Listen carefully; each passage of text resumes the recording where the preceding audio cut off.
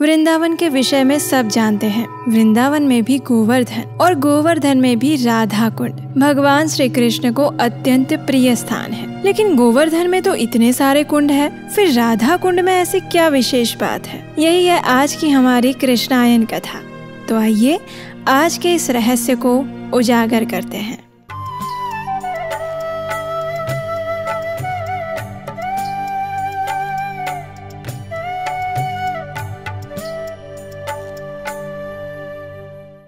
मैं पृथ्वी हूँ। आज मैंने अपने स्वामी श्री कृष्ण की एक और दिव्य लीला का आनंद लिया, और वो ऐसी लीला थी जिसने मेरे वक्ष स्थल पर बसे हुए सभी तीर्थ स्थानों और नदियों को वृंदावन में एकत्रित कर दिया। आइए आपको भी इस मधुर लीला का रसपान करवाती हूँ। अरिष्टासुर का वध करने के बाद कृष्ण और बलराम अपने कुछ सखाओं के साथ गोवर्धन के पास एक वृक्ष के नीचे विश्राम करने चले गए। थोड़ी देर में वहाँ राधा रानी और अन्य सखियाँ आ गई। उन्होंने कृष्ण को ताना मारते हुए कहा, अरे ललिता, मैंने सुना है कि हम वैश्य हैं और हम तो अपनी गायों और बैल को अपनी संतान की भांति प्रेम करते हैं, लेकिन जरा इस कृष्ण को तो देखो, हम जिसकी पूजा करते हैं वैसे एक बैल का ही इसने तो वध कर दिया। तभी ललिता ने कहा, हाँ राधा, तुम बिल्कुल ठीक कह रही हो। एक बैल की हत्या करने के बाद इनको देखो जरा, एक सज्जन की तरह कैसे विश्राम कर रहे हैं। क्यों रे कान्हा, तुझे जरा भी लज्जा नहीं आ रही है कि तूने कितना बड़ा अपराध कर दिया? तभी विशाखा ने टोका, और क्या, एक बैल को मारकर तूने गौ हत्या की है और उसके लिए तुम्हें प्रायश्चित करना पड़ेगा। सभी तीर्थ स्थानों में जाकर स्नान करना पड़ेगा, ठीक उसी प्रकार जिस प्रकार वृत्रासुर का वध करके देवराज इंद्र ने प्रायश्चित किया था। हाँ, चलो जाओ, अब करो तीर्थ स्नान। इतना कहकर सभी गोपियां कान्हा का मजाक उड़ाकर हंसने लगी, और ये सुनकर कृष्ण ने कहा, अरे लेकिन वो एक असुर था। तो राधा रानी कहती हैं, फिर क्या हुआ? था तो वो हमारे गौवंश का ही ना। तो कृष्ण ने कहा, अच्छा ठीक है, लेकिन मैं अपने प्रायश्चित के लिए दुनिया भर में क्यों घूमूं? उन सभी तीर्थ स्थलों की पवित्र नदियों को मैं यहीं पर बुला लेता हूँ। इतना कहकर कृष्ण ने अपने पैर से जमीन पर ठोकर मारी, और देखते ही देखते सभी पवित्र तीर्थ स्थल और नदियाँ अपने अपने मूल स्वरूप में वहाँ प्रकट हो गई। उसमें गंगा, यमुना, कावेरी, नर्मदा, सरस्वती और गोदावरी नदियाँ थी। उन सभी ने कृष्ण को प्रणाम किया और सब ने मिलकर उस स्थान पर एक सुंदर कुंड का निर्माण किया। सभी तीर्थों ने नदियों के जल सहित उसमें प्रवेश कर लिया, और फिर कृष्ण ने उस कुंड के जल में स्नान किया। स्नान करने के बाद अब समय था कृष्ण को ताने मारने का, और वो ये मौका छोड़ने वाले नहीं थे। कन्हैया ने राधा रानी और गोपियों से कहा, ये लो, मेरे तो सारे पाप धुल गए, लेकिन याद रखना, तुम सब ने एक असुर का साथ दिया है, इसलिए तुम सब भी अब उसके पाप में भागीदार बन गई हो। हाँ, अब जरा ये बताओ कि तुम सब अपना पाप कैसे धोगी? हाँ, बताओ बताओ। कृष्ण द्वारा इस प्रकार चिढ़ाए जाने पर राधा रानी और सभी गोपियों को बहुत बुरा लगा। राधा रानी ने कहा, हाँ, हम सब तुम्हारी तरह आलसी नहीं है। हाँ, हम अपना कुंड स्वयं बनाएंगी। इतना कहकर राधा रानी और सभी गोपियां चल पड़ी अपना नया कुंड बनाने के लिए। उस स्थान पर अरिष्टासुर के खुर से एक गड्ढा बना हुआ था। उसी स्थान को वे सब खोदती रही, और आखिर 1 घंटे बाद उनका कुंड पूर्ण हुआ। लेकिन तब तक उन सबकी हालत पसीने और थकान से इतनी बुरी हो चुकी थी कि मत पूछो।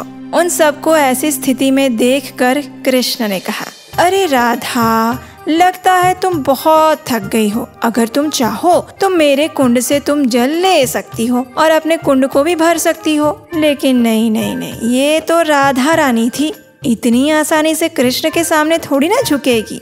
उन्होंने तुरंत कहा, कोई आवश्यकता नहीं है। इस जल में तुमने स्नान किया और तुम्हारे स्नान से अब ये कुंड का जल दूषित हो गया। हम सब स्वयं मानसी गंगा से जल लेकर आएंगी। और फिर प्रारंभ हुई एक और परिश्रम यात्रा। सभी गोपियां अपने अपने घड़ों में जल लेकर अपने कुंड में डालने लगी, लेकिन ऐसे कुंड कहाँ भरने वाला था। आखिर थक हार कर वे कुंड के पास बैठ गई।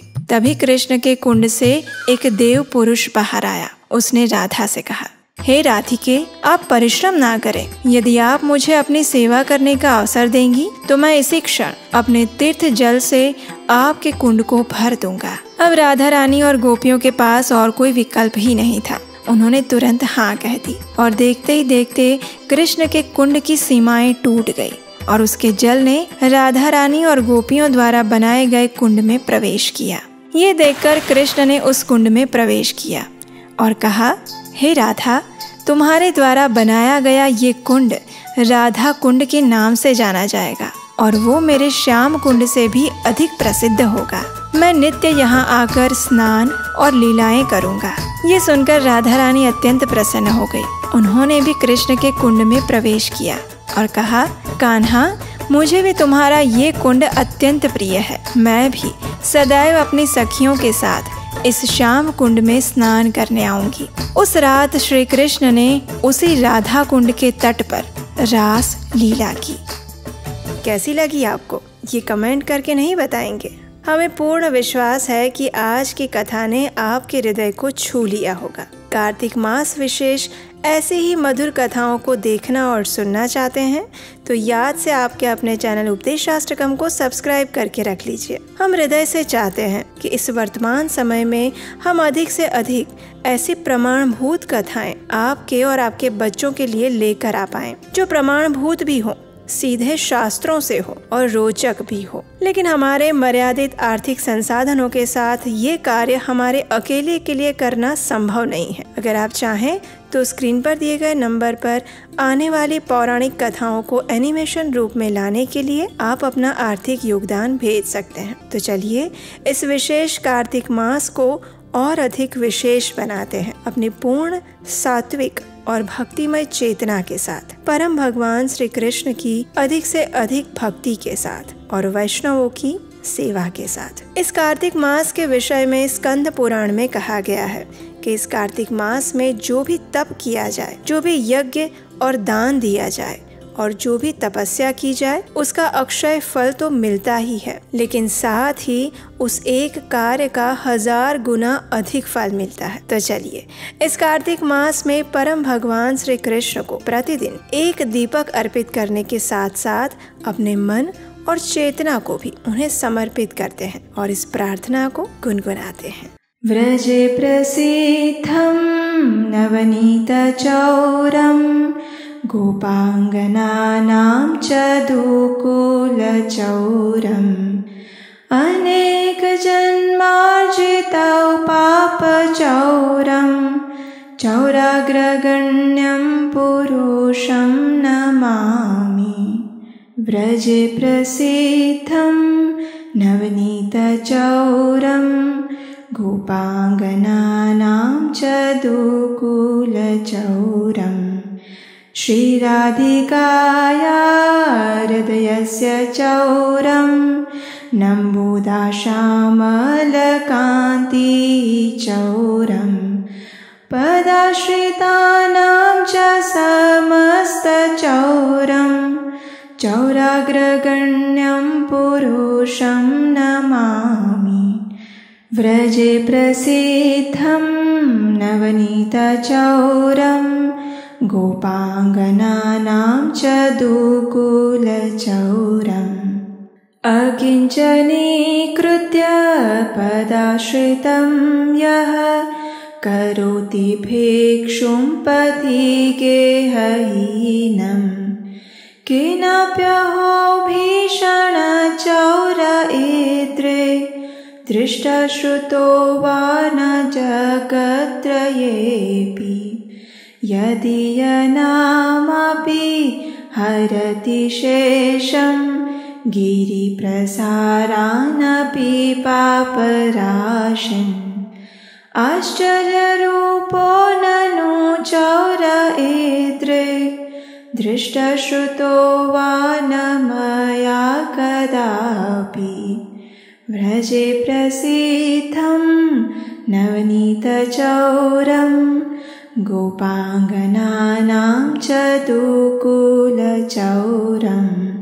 व्रजे प्रसिद्धं नवनीतचौरं गोपाङ्गनानां चतुकुलचौरम्।